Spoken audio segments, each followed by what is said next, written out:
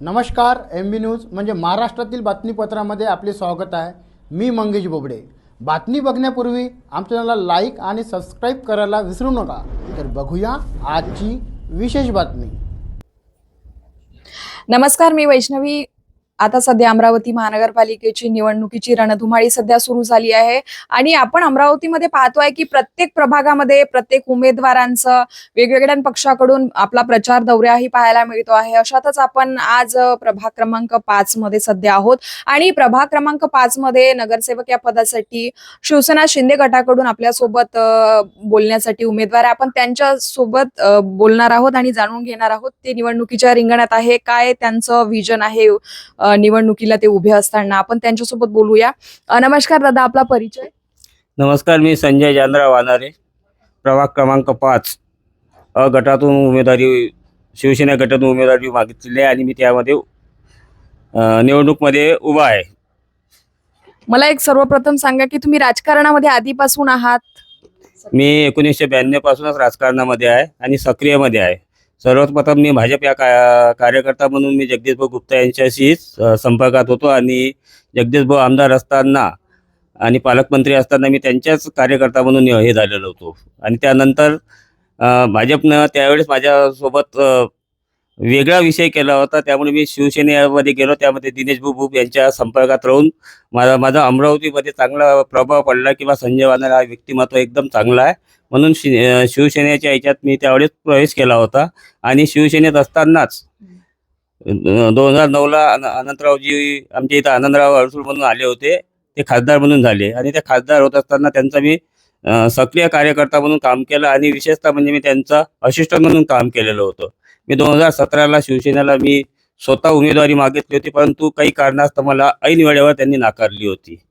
नाकारता असतानाच मला भाजपने त्याच वेळेस 2017ला संधी दिली आणि त्या संधीचं सोनं मी भाजपला करून दाखवलं. आणि विशेषतः म्हणजे मी प्रचंड बहुमताने आलो, मला 1100 वोटिंगनं मी विजय झालो होतो अधिकृत.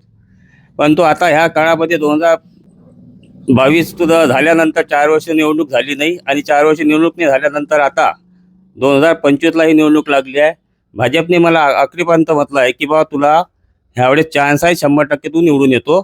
आणि ऐन वेळेवर म्हणजे 30 तारखेला माझे स्वतःची तिकीट 1:45 वाजता काढण्यात आली. परंतु मी ठाम होतो, कारण की जनतेचा विश्वास माझ्यावर होता आणि त्या विश्वासाला मी थाराने जाऊ द्या म्हणून मी स्वतः शिवसेनेची शिंदे गटाची उमेदवारी घेतली आणि माझा प्रचार मी चालू केलेला आहे. नक्कीच. तर तुम्ही आता बोलले की तुमची तिकीट कापण्यात आली, तुम्ही एक वर्चस्वही लोकांमध्ये निर्माण केलेलं होतं भाजपमध्ये असताना. नेमकं याचं कारण काय असतं? ते कारण मला स्वतः समजलं नाही, कारण की सर्व आम जनतेला माहिती आहे अमरावतीकरांना की तिकिटा का कापण्यात आलेल्या आहे. मी आरोप प्रत्यारोपमध्ये जाणार नाही, परंतु ज्यांनी या तिकिटा कापल्या मी त्या भाजप कार्यकर्त्यासोबत त्या पदाधिकाऱ्याला माझे तिकीट कापल्यानंतर प्रत्येक विशिष्ट आमचे वरिष्ठ जे होते त्यांचा मी स्वतः आशीर्वाद घेऊन माझ्यासाठी तुम्ही तिकीट मागण्याचा प्रयत्न केला, परंतु तुम्ही अपयशी ठरले आणि अपयशी जरी ठरले पण मी उभा आहे आणि मला आशीर्वाद द्या असं मी त्यांच्यापर्यंत पोहोचलो. नक्कीच. तर तुमची तिकीट कापल्यानंतर सुद्धा तुम्ही आता आदरणीय उपमुख्यमंत्री एकनाथजी शिंदे यांचा शिवसेना शिंदे गटाकडून तुम्ही निवडणुकीच्या रिंगणात आहात. तुम्हाला काय वाटते? आधी तुम्ही भाजपामध्ये होते, आता तुम्ही शिंदे गटाकडून निवडणुकीच्या रिंगणात आहे. तुम्हाला काय वाटते? जनता तुम्हाला प्रतिसाद देतील? विश्वास वाटतो विजयाचा?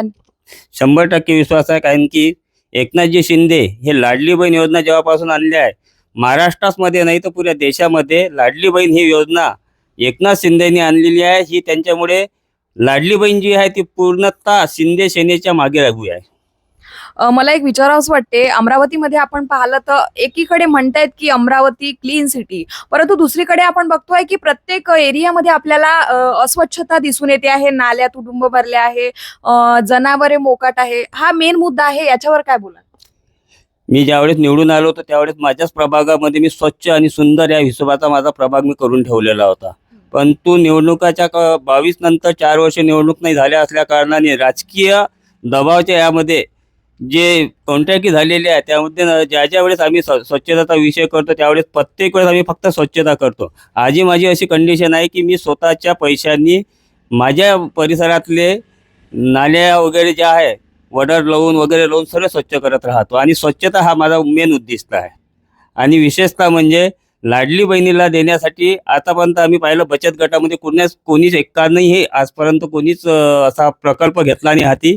तो प्रकल्प मी हाती घेणार आहे, कारण की महिला बचत गटामध्ये ज्याही वेळेस महिला बचत येतात त्यांच्यासाठी सभागृह कुठेच नाही. पुऱ्या अमरावती शहरामध्ये आपण जर बघितलं तर महिला बचत गटाकरिता कुठल्याही ठिकाणी कुठेही सभागृह नाही आहे. माझं एक उद्दिष्ट आहे की ज्या महिला बचत गटाच्या महिला आहेत त्यांच्यासाठी एक विशिष्ट म्हणून मोठा प्रोजेक्ट तयार करून त्या महिला बचत गटांना एक मोठं सभागृह बांधून प्रत्येक परिसरामध्ये ज्या माझ्या प्रभागामध्ये महिला बचत गटाच्या मोठ्या हॉल बांधून द्यायचे आणि त्यांना त्याच्यातून रोजगार उपलब्ध करून द्यायचा माझा मानस आहे.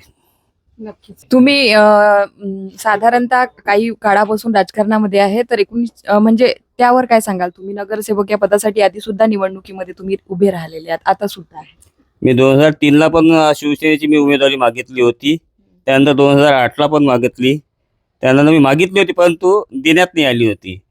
मी मागत असताना मला 2017लाच फक्त एक असा विषय झाला की बा कमीत कमी हा व्यक्ती निवडून येऊ शकते या दृष्टिकोनातून भाजपनी मला निवडणूक मध्ये रिंगणात उभारलं होतं.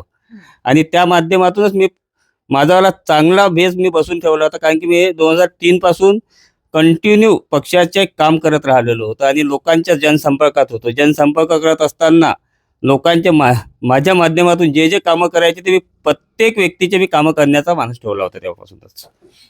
नक्कीच. तर मला एक विचारावंसं वाटेल, आता तुम्ही निवडणुकीच्या रिंगणामध्ये आहात, तर तुम्ही कुठलं विजन घेऊन निवडणुकीमध्ये उभा आहात? म्हणजे मतदारांच्या कुठल्या आता तुम्ही प्रचारादरम्यान तुम्हाला मतदारांकडून काही ते सांगत असतील की आमच्या ह्या अपेक्षा आहे, तर तुम्ही काय सांगाल यावर? बेरोजगारचा विषय आमच्या परिसरामध्ये बरेच बेरोजगार असे आहे की ते बिचारे आपल्या कामशीर राहत नाही आणि त्यांना कुठल्या ना कुठल्या प्रकारे आपल्याला बेरोजगारी कुठून मिळेल या दृष्टिकोनातून त्या बेरोजगाराला मी सहकार्य करणार आहे. दुसरी गोष्ट, महिला बचत गटांकरिता मी पहिलेच बोललेलो होतो आपल्याला की महिला बचत गटासाठी सभागृह निर्माण करून त्यांना रोजगार उपलब्ध करून द्यायचा आहे. तिसरी गोष्ट, मी अभ्यासिकाचा विषय केलेला आहे. मी आताच शिवनगरमध्ये कमीत कमी 56 लाख रुपयाचं आताच कार्य केलेलं आहे. मी 2022ला पूर्ण केलेलं आहे. त्या ठिकाणी प्रत्येक एरियातले जे अंगणवाडी आहे, ज्या गोरगरिबांसाठी आपण शासनाने उभारलेल्या आहेत, त्या प्रत्येक अंगणवाडी एकाच ठिकाणी आणून ठेवण्याचा माझा तो मानस आहे. कारण की इथे आमच्याकडे द्वारका नगरला एक वेगळी आहे, संतोषी नगरला वेगळी आहे, जयश्रीराम नगरला वेगळी आहे, शिवनगरला वेगळी आहे, बजरंग नगरला वेगळी आहे. ह्या 6ही अंगणवाडी केंद्र जे आहे ती एकाच ठिकाणी आणायचा, जेणेकरून त्याचा की एक शाळेच्या दृष्टिकोनातून आणि ते लहान बाळ जे आहे त्यांना खेळण्याच्या दृष्टिकोनातून माझा तो मानस चांगला आहे. नक्कीच. तर आपण पाहतोय की तुम्ही राजकारणामध्ये खूप वर्षापासून सक्रिय आहात, परंतु तुमच्या प्रभागामध्ये बाकी पक्षाकडून भाजप असेल, काँग्रेस असेल, तुम्ही शिवसेना शिंदे गटाकडून उभे आहात, आणखी उद्धव बाळासाहेब ठाकरे शिवसेना या गटाकडून सुद्धा काही उमेदवार असतील, तर तुम्हाला असं वाटते का की तुमच्याशी कोणी स्पर्धा करणारा उमेदवार असेल? माझ्याशी कोणी स्पर्धा नाही, कारण की माझी स्वतःची स्पर्धा माझ्यासोबत आहे सध्या तरी. असं तुम्हाला काय वाटते? मी जे कार्य केलेले आहे लोकांना दिसत येत आहे आणि मी फक्त 5 वर्ष कोरोना काळामध्ये 2.5 वर्ष गेले, पण त्या कोरोना काळामध्येही मी नागरिकांना, लोक जायचे नाही त्यांच्यापर्यंत, परंतु मी त्यांच्या घरी जाऊ त्यांना जे आधार द्यायचा होता, समजा एखाद्याला गरीब असतो त्याला किराणा आणून द्यायचा, भाजीपाला द्यायचा, जे काही द्यायचं ते मी त्यांना नेऊन द्यायचा आणि प्रत्यक्ष हजर राहून द्यायचा. असं नाही की कोणापासून घेतला आणि तिथं असं नेऊन टाकून दिलं. कोरोनामध्ये मी भेदभाव केला नाही आणि नागरिकांनी माझ्यासोबत त्यावेळेसचा भेदभाव केला नाही त्यामध्ये.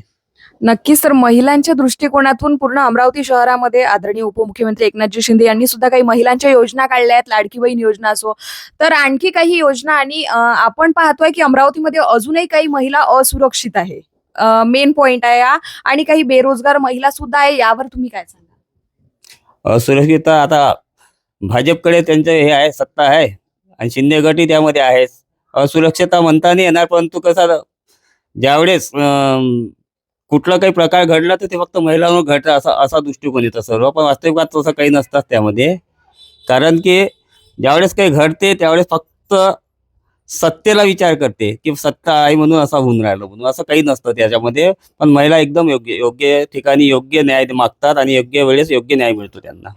आदरणीय उपमुख्यमंत्री यांनी तुमच्या कर्तृत्वावर विश्वास ठेवून तुम्हाला तिकीट दिली आहे, त्यानंतर आदरणीय श्री आनंदराव जळसूळ हे सुद्धा आहे, तर तुम्हाला विश्वास वाटतो विजयाचा? 100% विजय निश्चित आहे आणि अमरावती महानगरपालिकेला भगवा हा 100% येईन आणि भाजप आणि शिवसेनेचाच महापौर बनेल. शिंदे गटाकडनं मला जे शिवसेनेकडनं जे तिकीट मिळाली आहे त्यांना हा संपूर्ण माझ्यावर विश्वास आहे की मी 100% निवडून येईन आणि भगवा फडकेल आणि शिवसेनेचाच महापौर बनेल एवढी मी आपल्याला सांगतो.